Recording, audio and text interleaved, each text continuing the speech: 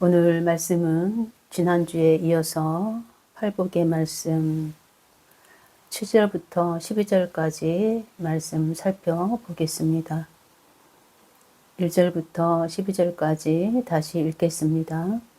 예수께서 무리를 보시고 산에 올라가 앉으시니 제자들이 나온지라 입을 열어 가르쳐 이르시되 심령이 가난한 자는 복이 있나니 천국이 그들의 것이며 애통하는 자는 복이 있나니 그들의 위로를 받을 것이며 온유한 자는 복이 있나니 그들이 땅을 기업으로 받을 것이며 의에 줄이고 목마른 자는 복이 있나니 그들이 배부를 것이며 긍휼히 여기는 자는 복이 있나니 그들이 긍휼히 여김을 받을 것이며 마음이 정결한 자는 복이 있나니 그들이 하나님을 볼 것이며 화평하게 하는 자는 복이 있나니 그들이 하나님의 아들이라 일컬음을 받을 것이며 의를 위하여 박해를 받은 자는 복이 있나니 천국이 그들의 것임이라.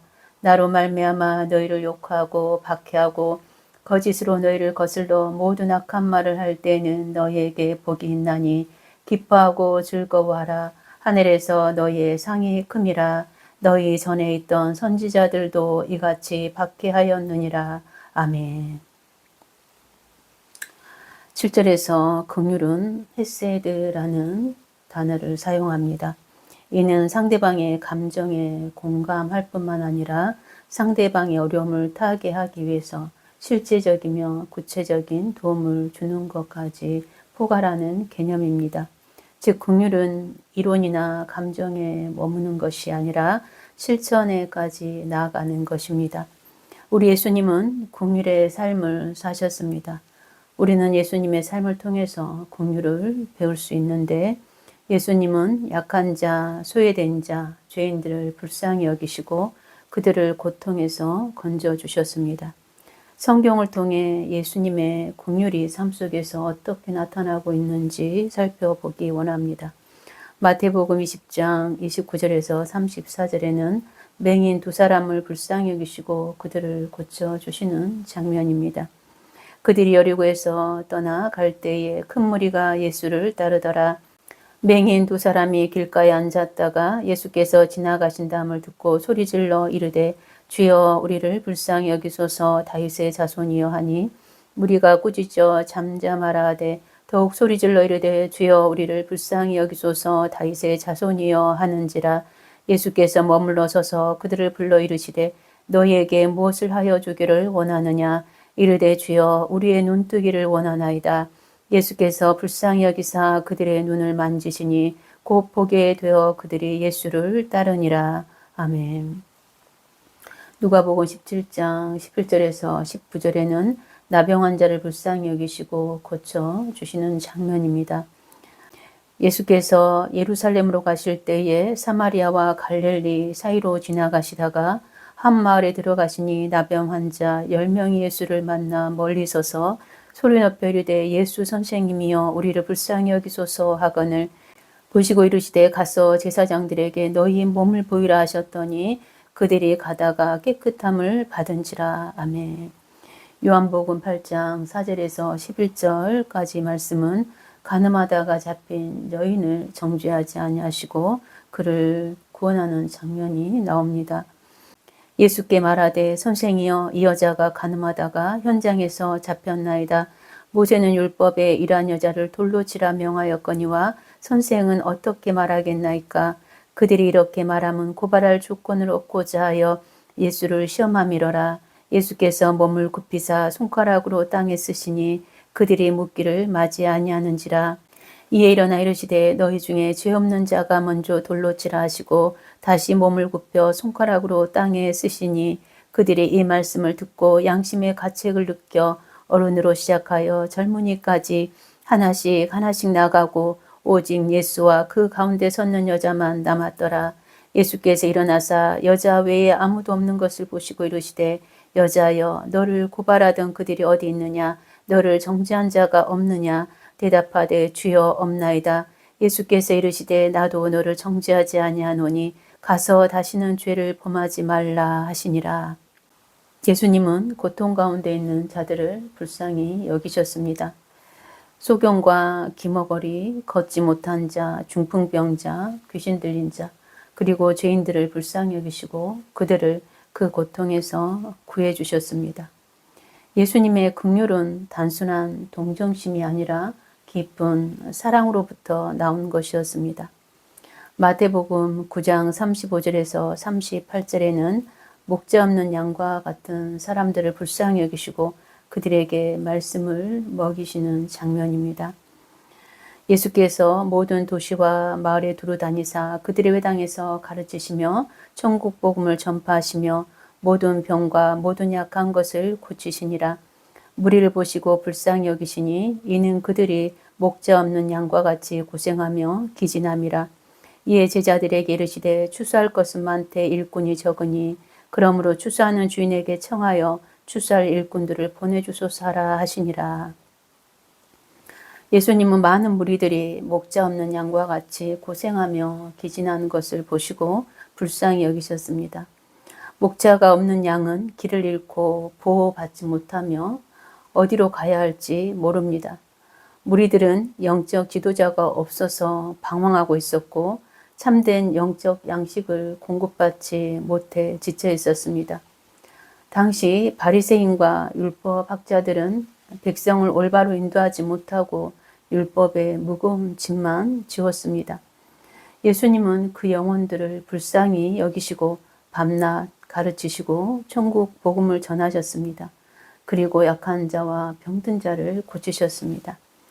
그리고 마지막에는 자기 목숨까지도 죄인들을 위해 십자가에 내어주신 것입니다. 예수님의 십자가는 긍휼의 절정입니다. 십자가는 죄로 인해 죽을 수밖에 없는 인간들을 구원하기 위한 하나님의 사랑의 절정입니다. 예수님은 죄인들을 위해서 자기 목숨까지도 내어주신 최고의 사랑을 베풀어 주신 것입니다. 이러한 주님의 영이 우리 가운데 있기 때문에 우리도 긍휼을 베푸는 자가 될 수 있는 것입니다.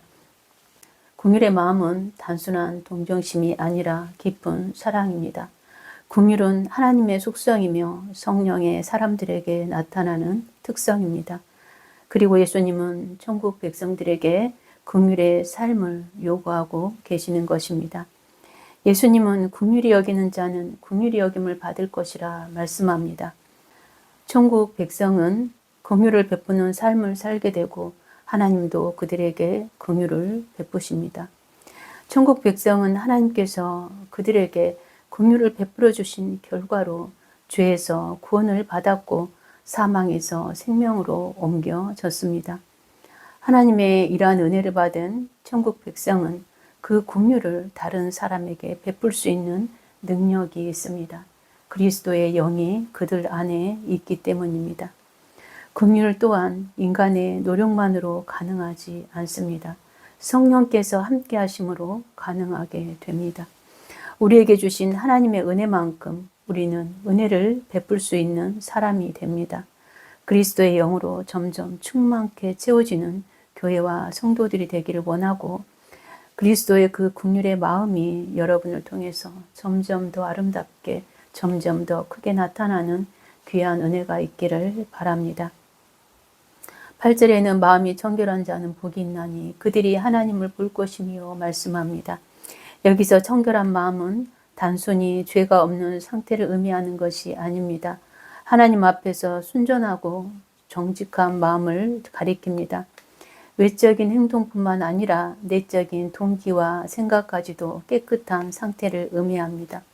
청결한 마음은 하나님과의 관계에서 위선이나 두 마음을 품지 않고 진실한 마음을 갖는 것입니다. 하나님을 본다는 의미는 하나님은 영이기 때문에 볼 수 있는 존재가 아니지 않습니까? 영적으로 하나님을 경험하고 깊이 교제하는 것을 뜻합니다.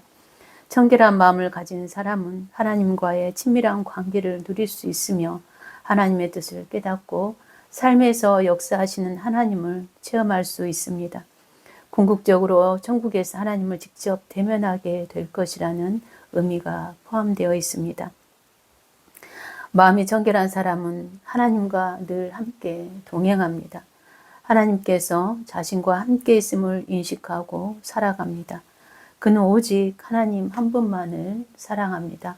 다윗이 그랬고 요셉이 그랬습니다. 시편 16편 1절에서 11절에 보면 하나님을 향한 다윗의 신실한 신앙이 잘 드러나고 있습니다. 하나님이여 나를 지켜주소서. 내가 주께 피하나이다. 내가 여호와께 아뢰되 주는 나의 주님이시오니 주밖에는 나의 복이 없다 하였나이다. 땅에 있는 성도들은 존귀한 자들이니 나의 모든 즐거움이 그들에게 있도다. 다른 신에게 예물을 드리는 자는 괴로움이 더할 것이라. 나는 그들이 드리는 피의 전제를 드리지 아니하며 내 입술로 그 이름도 부르지 아니하리로다. 여호와는 나의 산업과 나의 잔의 소득이시니 나의 분깃을 지키시나이다. 내게 줄로 재어준 구역은 아름다운 곳에 있으며 나의 기업이 실로 아름답도다. 나를 훈계하신 여호와를 송축할지라. 밤마다 내 양심이 나를 교훈하도다. 내가 여호와를 항상 내 앞에 모시며 그가 나의 오른쪽에 계심으로 내가 흔들리지 아니하리로다. 이러므로 나의 마음이 기쁘고 나의 영도 즐거워하며 내 육체도 안전히 살리니 이는 주께서 내 영혼을 수월에 버리지 아니하시며 주의 거룩한 자를 멸망시키지 않으실 것임이니이다. 주께서 생명의 길을 내게 보이시리니 주의 앞에는 충만한 기쁨이 있고 주의 오른쪽에는 영원한 즐거움이 있나이다. 다윗은 1절과 2절에서 하나님을 자신의 피난처로 삼고 하나님만이 참된 복의 근원임을 고백하고 있습니다. 그는 자신의 능력이나 다른 대상을 의지하지 않고 오직 하나님만 의지한다고 고백하고 있습니다. 4절에서는 하나님 외에 다른 신을 섬기는 자들의 길을 따르지 않겠다고 선언하고 있습니다. 우리는 이러한 성경을 통해서 하나님께 철저히 충성하였던 다윗의 순결한 신앙을 볼 수 있고 또 배울 수 있습니다. 5절에서 6절은 하나님께서 자신에게 허락하신 몫에 대해서 만족하고 감사하고 있습니다.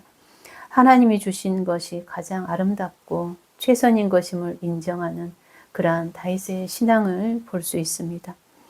8절에서는 내가 여호와를 항상 내 앞에 모시며 그가 나의 오른쪽에 계심으로 내가 흔들리지 아니하리로다 말씀합니다. 항상 내 앞에 모신다는 것은 항상 하나님을 의식하고 그분과 함께 동행하는 삶을 뜻합니다. 즉 어떠한 상황에서도 하나님을 바라보며 생각하고 의지하는 삶을 사는 것입니다. 다윗은 하나님을 항상 의식하며 살았고 하나님께서 함께 하심을 확신하였기 때문에 그의 믿음이 흔들리지 않았던 것입니다. 하나님을 내 앞에 모시면 거룩한 삶을 추구하게 되고 모든 삶이 하나님 중심으로 바뀝니다.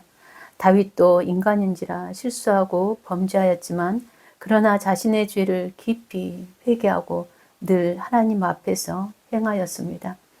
다윗은 어떠한 상황에서도 항상 하나님을 바라보고 의지하며 기뻐하였습니다. 이러한 다윗의 신앙은 오늘날 우리에게도 중요한 본이 됩니다. 하나님만이 참된 피난처요 만족의 근원이심을 믿고 그분과 동행하는 삶을 사는 것이 우리의 신앙의 목표가 되어야 합니다. 요셉도 하나님의 임재를 의식하며 살았던 인물입니다. 창세기 39장 9절에 보면 내가 어찌 이 큰 악을 행하여 하나님께 죄를 지으리까 이렇게 말씀합니다. 요셉은 자신과 함께 하신 하나님을 늘 의식하고 살았기 때문에 죄의 유혹이 왔을 때 범죄하지 않을 수 있었습니다. 그는 노예와 제수의 신분에서도 하나님 앞에서 행하였고 하나님께서는 그러한 요셉과 늘 함께 하심으로 요셉의 삶은 형통하였습니다. 창세기 39장 2절에서 3절에는 여호와께서 요셉과 함께 하심으로 그가 형통한 자가 되어 그의 주인 애굽 사람의 집에 있으니 그의 주인이 여호와께서 그와 함께 하심을 보며 또 여호와께서 그의 범사에 형통하게 하심을 보았더라. 창세기 39장 21절과 23절에는 여호와께서 요셉과 함께 하시고 그에게 인자를 다하사 간수장에게 은혜를 받게 하심에 간수장이 옥중 제수를 다 요셉의 손에 맡김으로 그 재반 사물을 요셉이 처리하고 간수장은 그의 손에 맡긴 것을 무엇이든지 살펴보지 아니하였으니 이는 여호와께서 요셉과 함께 하심이라. 여호와께서 그를 범사에 형통하게 하셨더라 말씀합니다. 형통함은 단순한 물질적 성공이 아니라 어떤 상황에서도 하나님께서 함께 하시고 돕는 은혜를 의미합니다. 비록 요셉이 고난 중에 있었지만 하나님께서 그와 함께 하심으로 사람들로부터 인정받게 되었습니다. 요셉은 억울하게 감옥에 갇혔지만 그곳에서도 하나님께서 함께 하심으로 형통하게 되었습니다. 하나님은 순결한 믿음을 좋아하시고 사랑합니다. 저와 여러분이 이러한 두 마음을 품지 않는 순결한 마음과 신앙이 되기를 바랍니다. 저와 여러분이 하나님을 앞에 모시는 삶이 되며 다윗처럼 요셉처럼 하나님께서 함께 하시는 형통한 삶이 되기를 간절히 바랍니다. 9절을 살펴보겠습니다. 화평케 하는 자는 복이 있나니 하나님의 아들이라 일컬음을 받을 것이며 말씀합니다. 화평케 하는 자는 단순히 분쟁을 막고 피하는 사람이 아니라 적극적으로 평화를 만들고 화해를 이루는 사람을 의미합니다.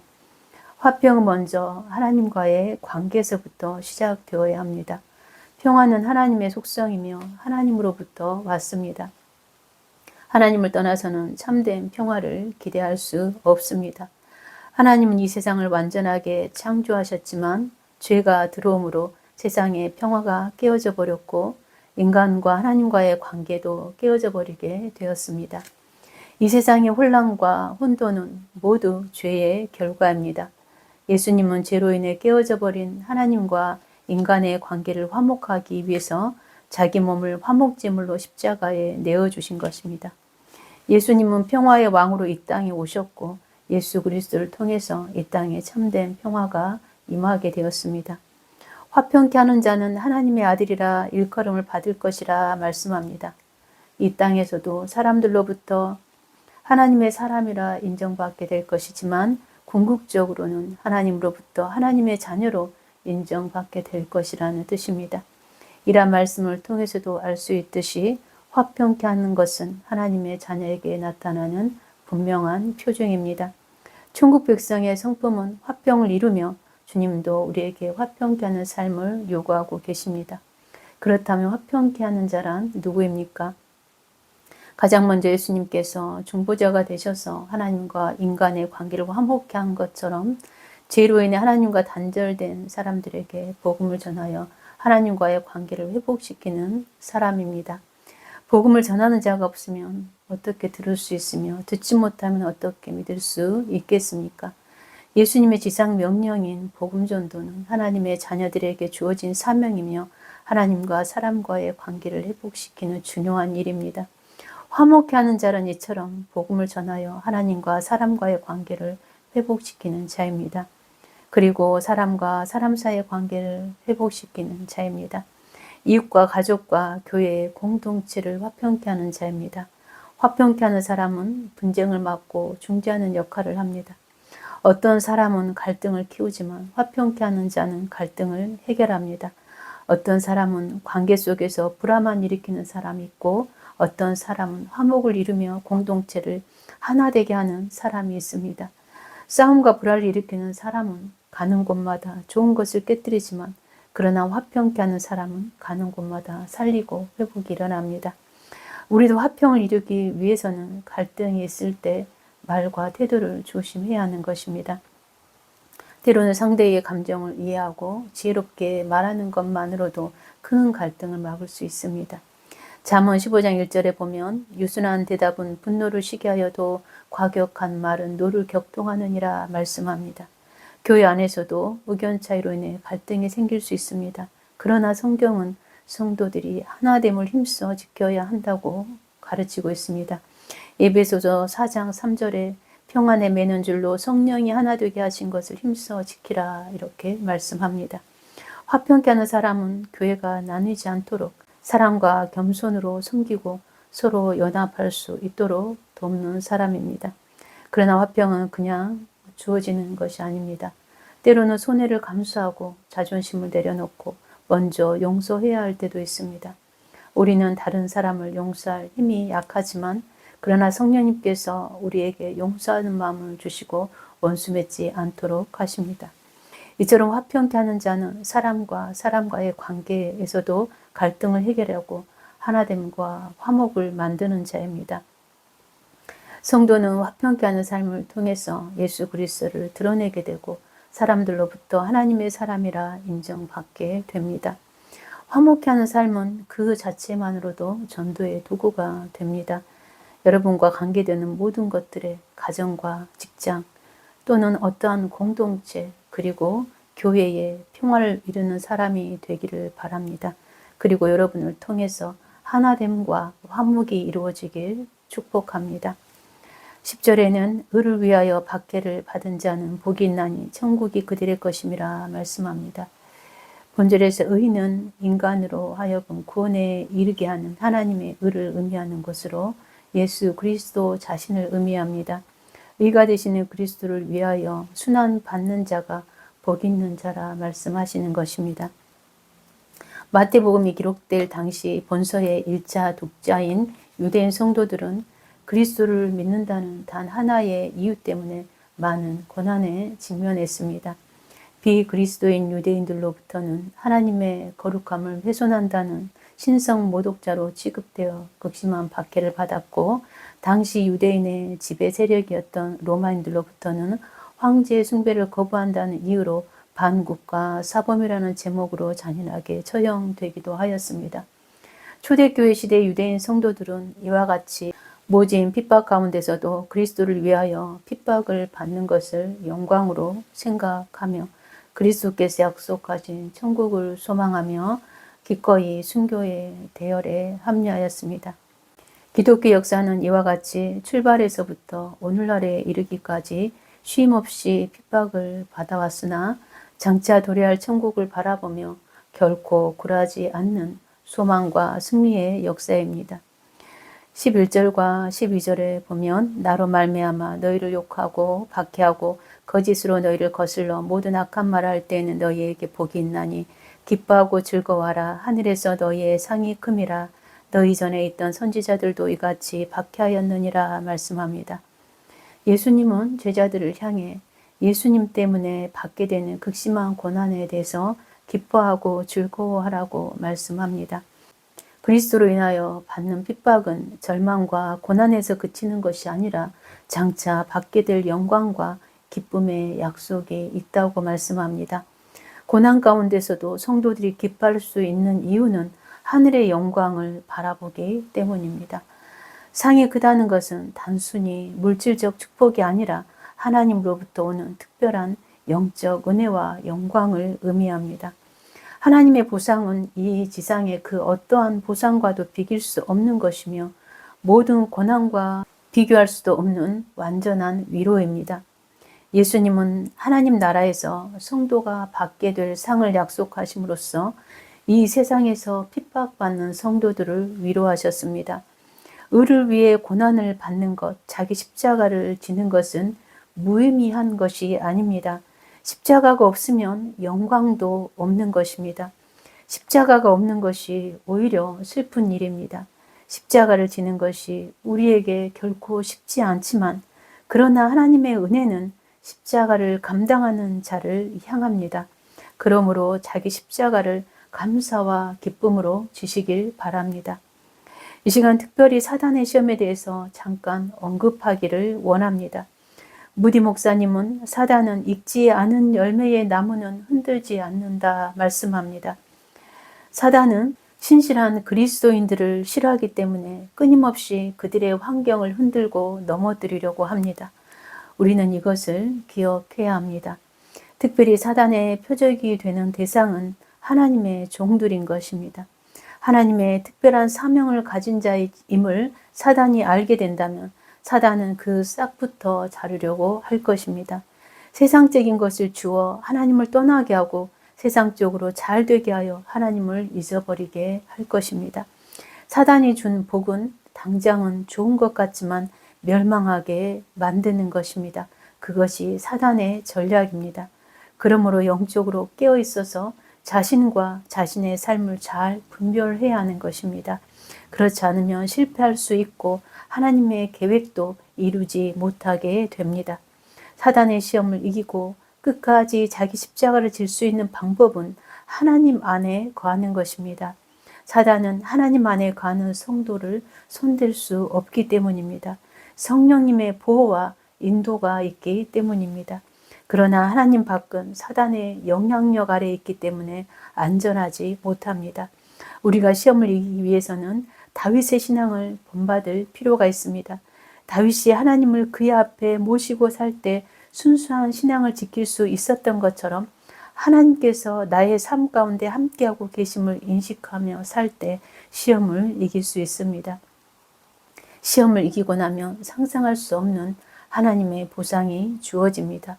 그 은혜를 누릴 수 있는 모든 성도들이 되기를 간절히 축원합니다. 우리는 지금까지 산상수훈의 팔복을 살펴보았습니다. 팔복에 나타난 8가지의 성품은 곧 예수 그리스도의 성품입니다. 죄를 탄식하시는 예수 그리스도, 하나님의 의를 구하신 예수 그리스도, 자기 백성을 깊이 사랑하시고 그들의 고통에 대해서 슬퍼하시며 위로하시는 긍휼이 풍성하신 예수 그리스도, 온유와 겸손으로 순종하시고 하나님의 뜻을 온전히 이루신 예수 그리스도, 정결하시고 하나님의 깊은 것까지도 통달하시는 예수 그리스도, 이 땅에 평화의 왕으로 오신 예수 그리스도, 하나님의 온전한 의가 되실 뿐만 아니라 하나님의 의를 이루기 위해서 고난당하신 예수 그리스도, 하나님의 모든 뜻을 이루심으로 마침내 그에 합당한 영광을 받으신 예수 그리스도. 천국 시민의 의는 예수 그리스도를 닮는 것입니다. 그러나 이러한 성품은 우리의 힘으로 되어지는 것이 아니며 하나님의 은혜로 가능합니다. 팔복을 삶의 원리로 삼아 그리스도의 성품으로 날마다 성숙해가는 그리스도인들이 되기를 바랍니다.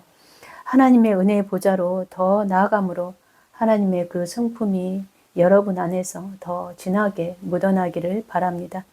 하나님 앞에 가난한 심령이 되어 하나님의 풍성한 은혜로 채워지기를 축복합니다.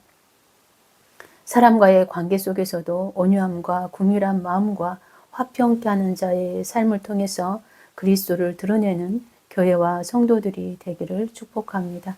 그리스도의 제자로서 자기의 십자가를 기뻐할 수 있는 더 깊은 차원의 신앙에까지 이르기를 간절히 축복합니다.